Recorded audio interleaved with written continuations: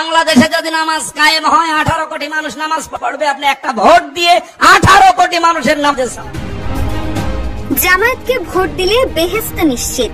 জনপ্রিয় বক্তা ও জামায়াত নেতা আমির হামজার এমন মন্তব্যে ফের তোলপাড় রাজনৈতিক অঙ্গন।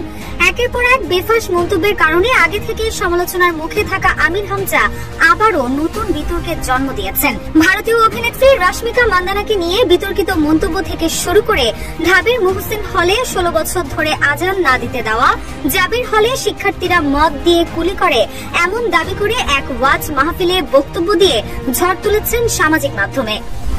আমি দেখেছি সকালবেলা কুলি করছে মদ দিয়ে। রশ্মিকা মান্দানা নাম শুনেছেন? এমন মন্তব্যের পর ক্ষমাও চান আমির হামজা। তখন বলেছিলেন বিতর্কিত বক্তব্য আর দিবেন না, কুরআনের বাইরে কোনো তাফসীর করবেন না। এরই মধ্যে আবারও বেফাঁস মন্তব্যের কারণে আলোচনায় উঠে আসেন তিনি। জামায়াতকে ভোট দিলে বেহেশত নিশ্চিত, সম্প্রতি এমন এক বক্তব্য দিয়েছেন তিনি, যা নিয়ে তীব্র প্রতিক্রিয়া দেখা দিয়েছে। প্রশ্ন উঠছে, রাজনীতি না ধর্মীয় প্রচারণা, কোনটা করছেন মুফতি আমির হামজা? আর যদি তিনি রাজনীতি করে থাকেন, রাজনীতিতে ধর্মের এমন ব্যবহার কতটা যুক্তিসঙ্গত?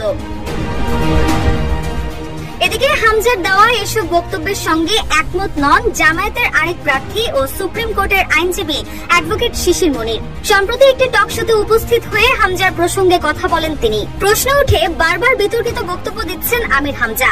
সর্বশেষ জামায়াতকে ভোট দিলে বেহেশত নিশ্চিত, জামায়াত এটা বিশ্বাস করে কিনা? জবাবে শিশির মনির বলেন, তার আগের বক্তব্যের জন্য তার বিরুদ্ধে ব্যবস্থা নেওয়া হয়েছে, তার দৃষ্টি আকর্ষণ করা হয়েছে এবং তারপরেই তিনি আরেকটা বক্তব্য দিয়েছেন। আমি মনে করি না এটা সঠিক। জামায়াতকে ভোট দিলে কেউ বেহেশতে চলে যাবে, আরেকজনকে ভোট দিলে কেউ বেহেশতের বাইরে চলে যাবে। এই প্রোপাগান্ডাটা I don't think it's good.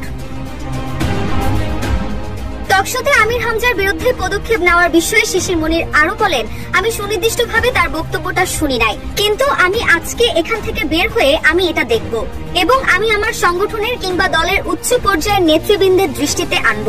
যে কেউ, এমনকি আমিও যদি এরকম বলে থাকি, তাহলে এটা যেন ইমিডিয়েটলি স্টপ করা হয়। রুশা সুর, নিউজ ডেস্ক, ইত্তেফাক।